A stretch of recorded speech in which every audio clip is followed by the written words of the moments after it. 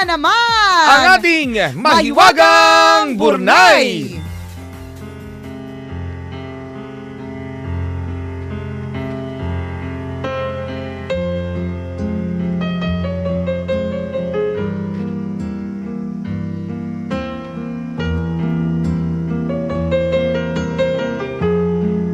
OJT po namin yan. Ayan, yung maharap sa camera. Ayan. Yan.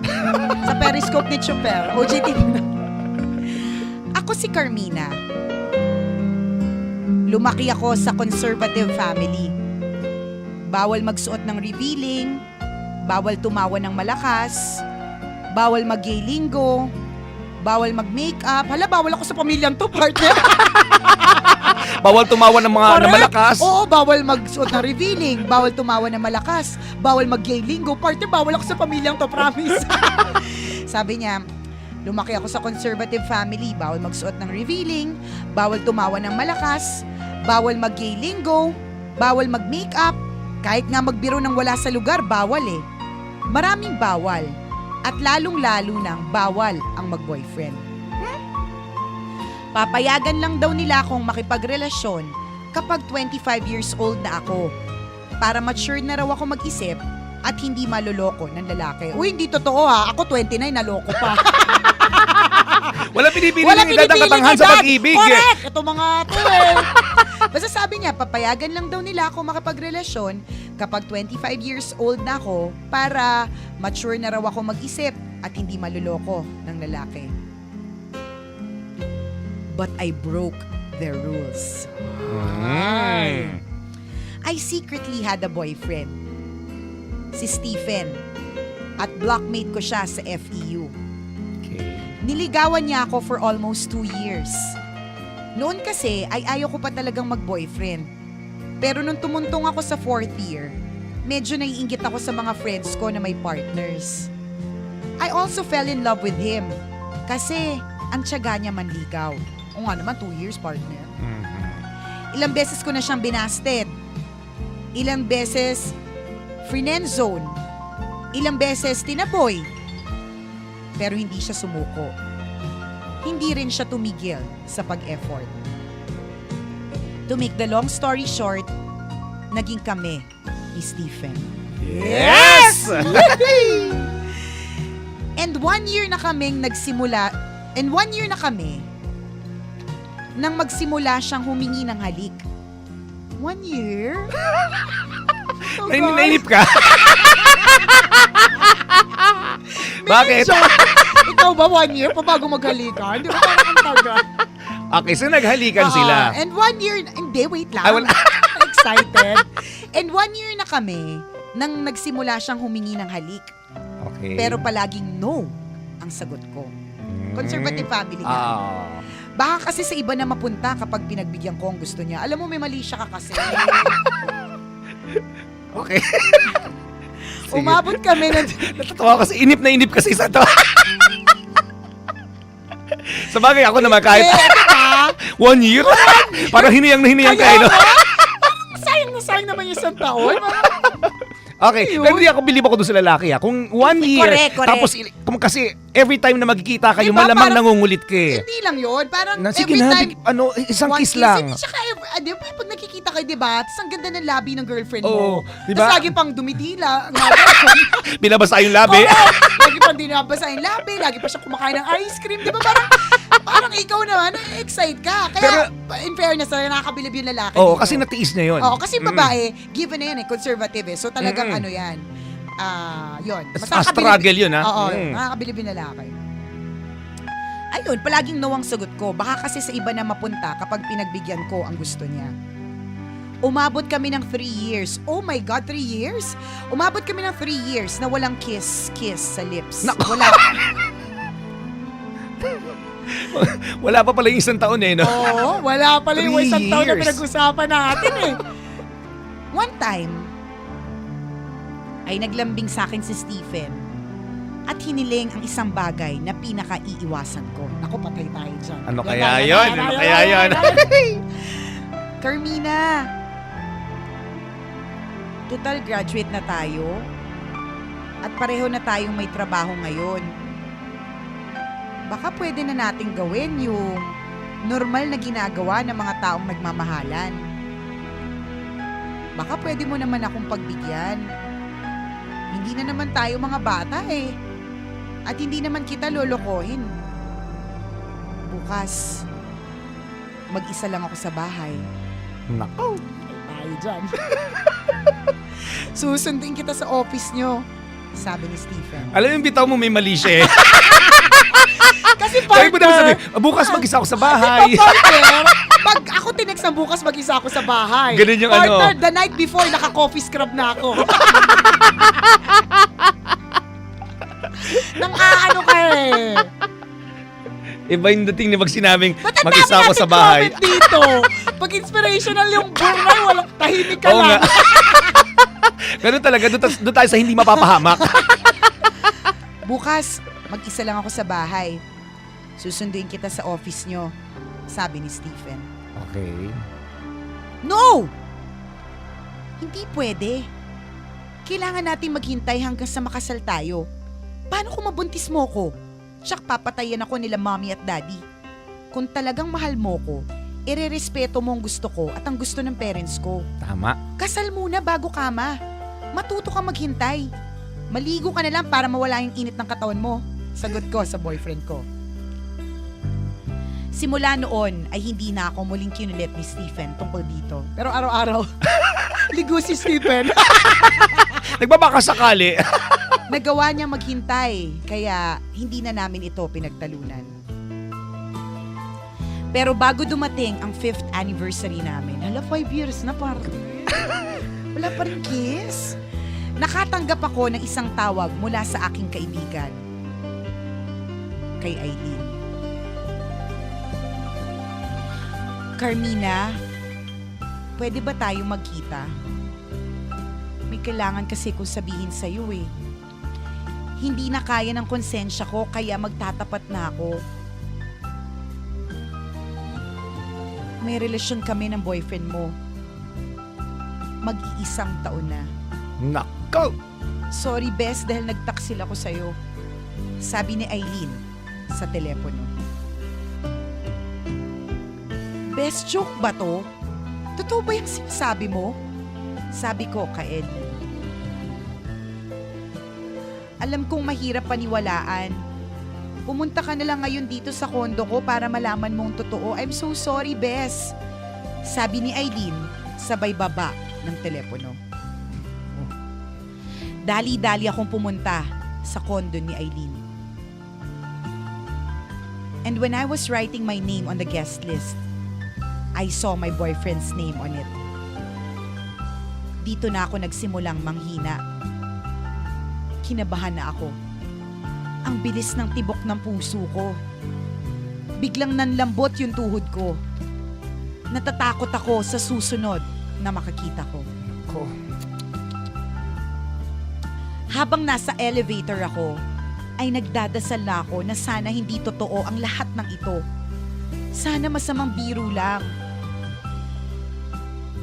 Nanginginig ako sa galit hanggang sa makarating ako sa unit ni Aileen. Kumatok ako sa pinto pero walang nagbukas sa akin. Inikot ko ang doorknob dahil naiwan niyang bukas ang pinto. Pagbukas ko ng pinto ay nashock ako sa bumungad sa akin. Bukas na po namin itutuloy. Overtime na po, overtime na. po, nag-text po si sir. Overtime na daw. Bukas na daw po magpatuloy. Okay, so tutok bukas. Okay. Charat! Bitin eh. Tuloy mo. Kumatok ako sa pinto, pero walang nagbukas sa akin. Inikot ko ang doorknob dahil naiwan niyang bukas ang pinto. Pagbukas ko ng pinto, ay nashock ako sa bumungad sa akin. Nakita ko na nakaupo sa sofa si Aileen at ang boyfriend ko na si Stephen. Dito na unti-unting pumatak ang luha ko sa sobrang galit. Pero bago pa ako makapagsalita, ay bigla na lamang inilabas ni Stephen ang isang bouquet ng bulaklak at isang maliit na kahon na may singsing. Lumuhod siya sa akin at sinabing, "Happy 5th anniversary, baby. Will you marry me?" Yes!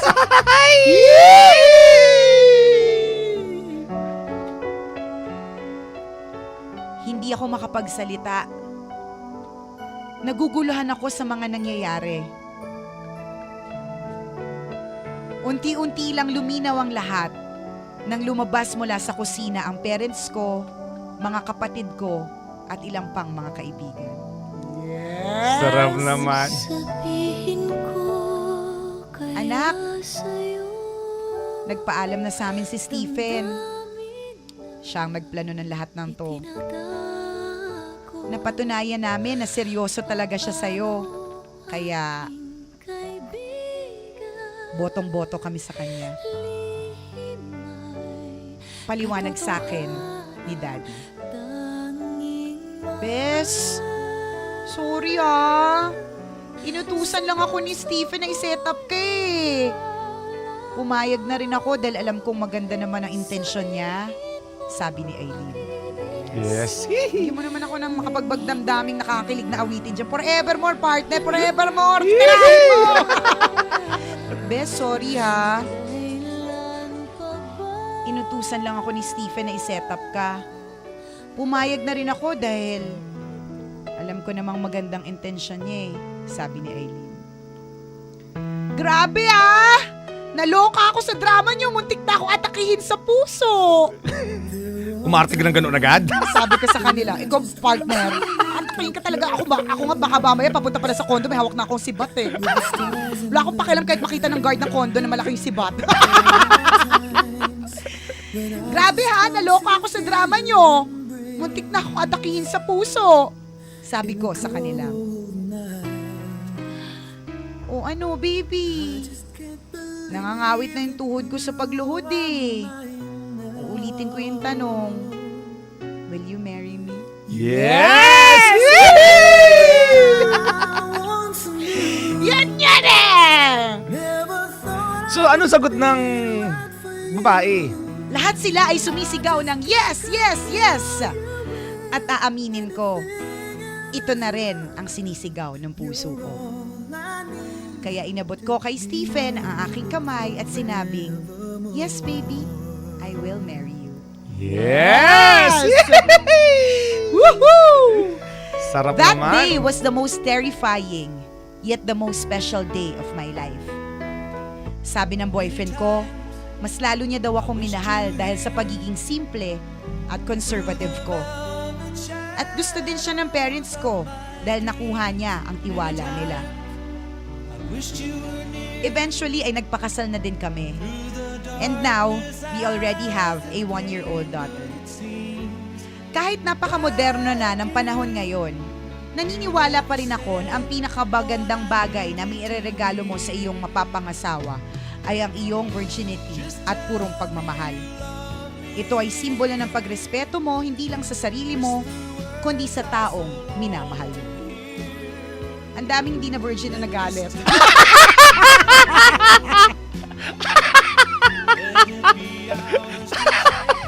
Diba? Maraming mga Maraming nagalit. yung mga Maraming nakikipaglandian sa bar. Ang nagaklas. Maraming naiinis.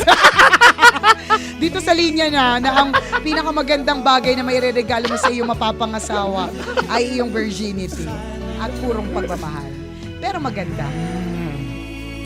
Sarap naman ng kwento. Oo Bilib nga. ako. True to life to, mga kaibigan. Talaga? Hindi kasi Paano mo nalaman? Hindi Ay, di ba? Dito to. May ganun lalaki? Hindi, charata. Hindi, pero nakakatuwa, di ba? Na, Pinaka-astig dito si Stephen. correct. Nung isang taon pa nga lang, partner, parang... Oo, parang wow, walang kiss 1 year. Di ba, Parang, natiis mo yun nang wala. Tapos nagulat tayo, 3 years. Wala pa rin. tapos 5th anniversary, wali. Nakaka-believe. As in, nakakatuwa. As in. Yung Saka, pati si Marika. Ano pangalan niya? Carmina. Carmina. Sino si Marika? Diba? Nakakatuwa si Carmina kasi napanindigan niya Kasi yung mga iba, napapanindigan lang nila after college. Pagkatapos nun, hindi na nila napaninindigan. Correct, kasi hindi, minsan may mga pagkakataon na nag-iisip na kasi natatakot kang mawala sa yung taong mahal mo o Oo. yung boyfriend mo. Correct. Sa isipin mo, sige na nga, ibigay ko Or, na.